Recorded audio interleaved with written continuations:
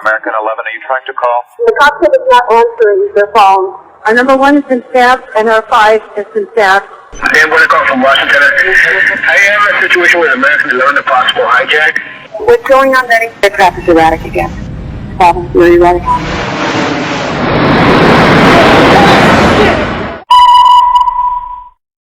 Betty, talk to me. Betty, are you there? Betty? Betty? The plane just What? It's a 737. It what? Like the World Trade Center. Who are you talking to? Oh, God. Oh, my God. United 175, New York. We have some problems over here right now. We might have a hijack over here, 2 of them. Jules, this is Ryan. Lives on an airplane that's been hijacked. If things don't go well, it's not looking good. I just want you to know I absolutely love you. I want you to do good. So have a good time.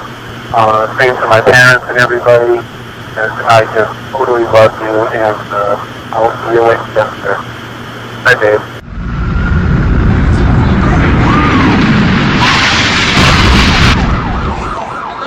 What are those people going to do? All the elevators are blocked out. Oh my God. So both towers are now. Okay, now this is Panther. I got an aircraft 6 miles east of the White House. Hello? Crystal City, just north of Crystal City. Just to the north of your town. Yeah, stop all departures. Pentagon just got hit. Don't put me in that. God damn, I can't even protect my NCA. United 93, that traffic for you is 1 o'clock, 12 miles eastbound 370. Negative contact, we're looking United 93. United 93, Cleveland, if you hear the center right then. I got that bitch, Doc. Keep it remaining to the out of all horses.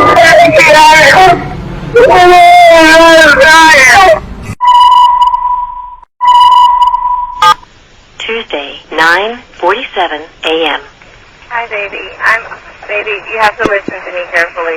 I'm on a plane that's been hijacked. I'm on the plane. I'm calling from the plane.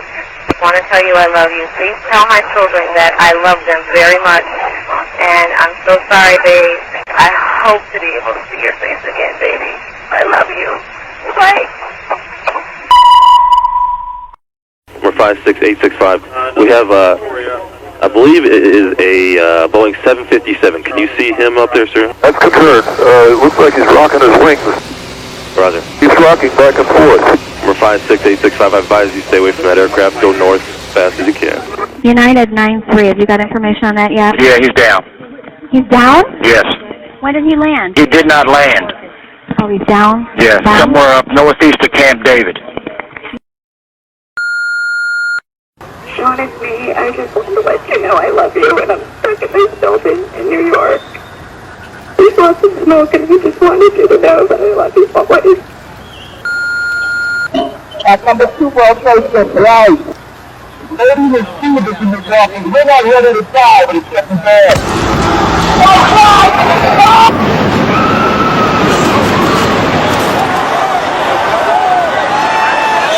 I'm on the 83rd floor. I'm gonna die, aren't I? No. I'm gonna die. Liv, say your prayers. God. We're gonna think positive because you gotta help each other get off the floor. I'm Now, dying.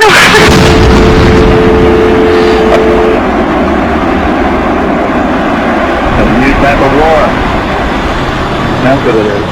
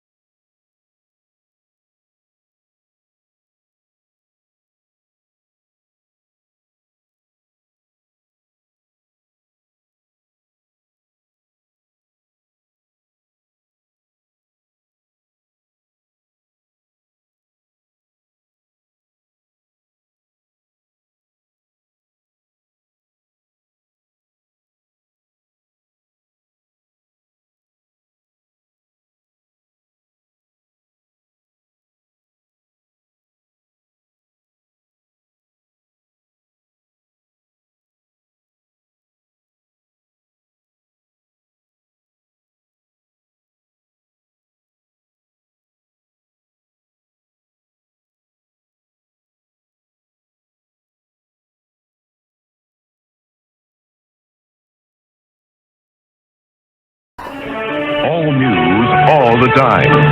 This is 1010 Wins.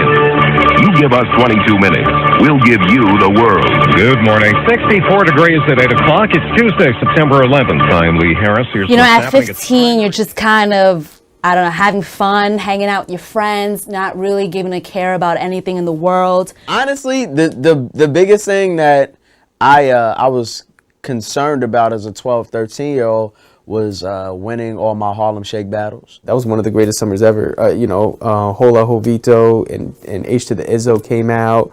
You know, you're vibing to that. You're anticipating Jay-Z's album that day. The Yankees were on top. The Yankees were going into the postseason. It's a good time in New York City. Can you imagine I'm auditioning to be on the air at Hot 97? Michael Jackson's on stage, Jay-Z, and I'm sitting there in the crowd like, what? I could work at the radio station that has Michael Jackson at Summer Jam? The city was in a stupor because Jay-Z had it on Smash with his single, and we knew that the Blueprint was going to be the shit because it was the shit. Michael Jordan had announced that he was coming back to the NBA out of retirement and he was going to join the Wizards. So, you know, I had some things on my mind on that train. I was like, okay, as soon as I get out, I'm going to grab the paper. Like this before we had smartphones, so I'm like, man, I got to grab the paper, see what's up with MJ. And I knew during my lunch break I was going to go to Fat Beats to get the Blueprint and to get Ghetto Fabulous. It was the perfect day. Clear blue skies. I don't remember even seeing a cloud outside when I was walking out there. An extremely beautiful, gorgeous day. It just seemed like a movie. So I got off the PATH train at Christopher Street at 9:06, which is, you know, it's a time. People are...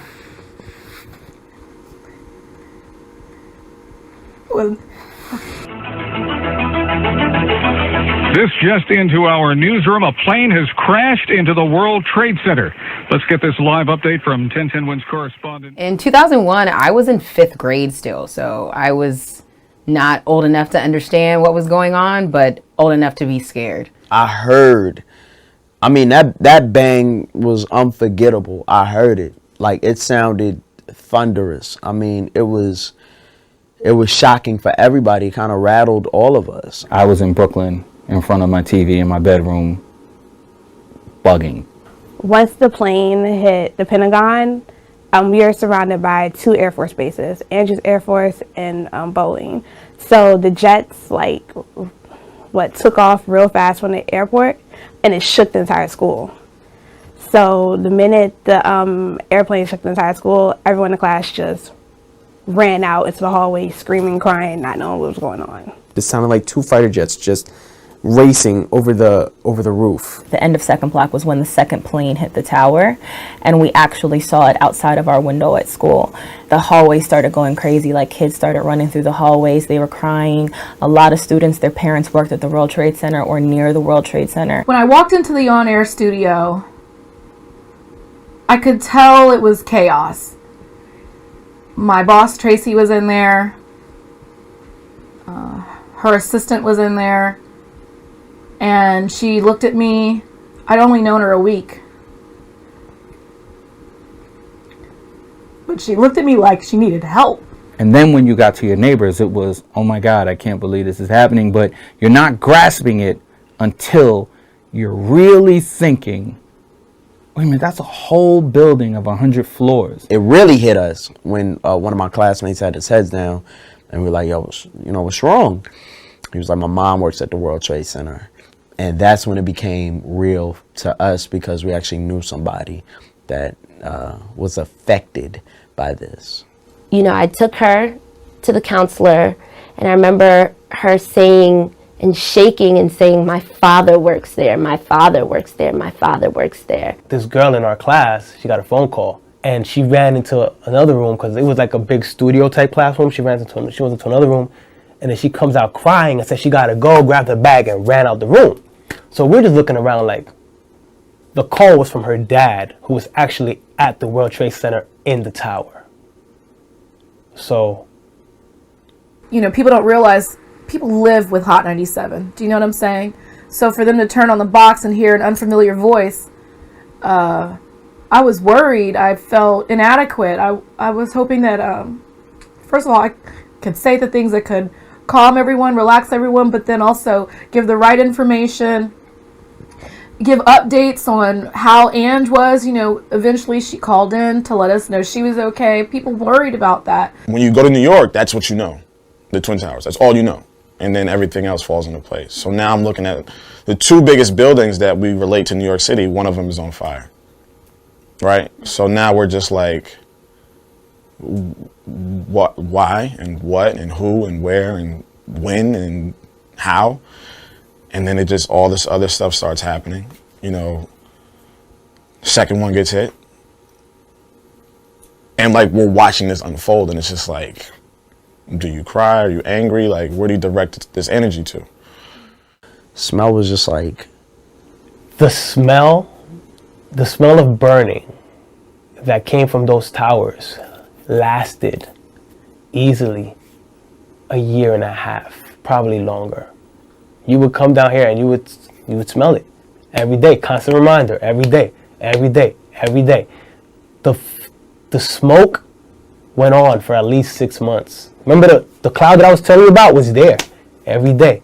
The ash is like on your skin. Like, I still remember the feeling. It was literally like a coat of just ash on you. Like, I remember just wanting to be home and take a shower. I was walking out and things were flying in the air. I didn't know what it was, and I was looking on the ground, and papers from the towers actually flew into Brooklyn, and it was just scattered all around. And you could see the smoke coming through my section of Brooklyn. You could see debris flying in some cases. You could see papers from the World Trade Center. I'm an hour away, and I still saw the smoke in the sky from those towers. When you're like 40 miles away from the city, and you can't see the city 40 miles away from the city, but you can see that smoke plume, and you're like, what the hell is going on? Right before you hit the tunnel, you can see it. And you see the buildings, and those two huge historic buildings are gone. And you're just like, shit, they really took those buildings down. All I kept remembering and thinking was, well, where's my dad? When is my dad going to come home? Like, what's going on with my dad? And at that time, I believe the third plane had hit the Pentagon, and that's only 2 miles away from my dad. So I remember being scared. I remember crying. I remember, like, just being in the car, like, where's daddy? And he finally called us, but he couldn't come home for 2 weeks. So I'm standing outside with my friend smoking a cigarette. And here comes my dad running up Hudson Street. So I was like, oh, okay. You know, and he was looking for me. He knew where I worked the same way I was looking for him. He was looking for me. So he's running up Hudson Street. I met with my dad. And then I ain't gonna lie, I felt like a kid. You know, I'm 21 years old. I'm a grown man. And at work, they're saying, yo, stay here, nobody move. And I'm like, nah, I'm going home with my dad. You know what I'm saying? Like, I felt like a kid who got picked up from school. You know, when you first move here and you get up off the subway, you don't know which way is north. You know, people helping me find my way around. You know, all those stupid stereotypes that people have about New Yorkers. I knew for sure that it was all just a lie. And then 9/11 hit.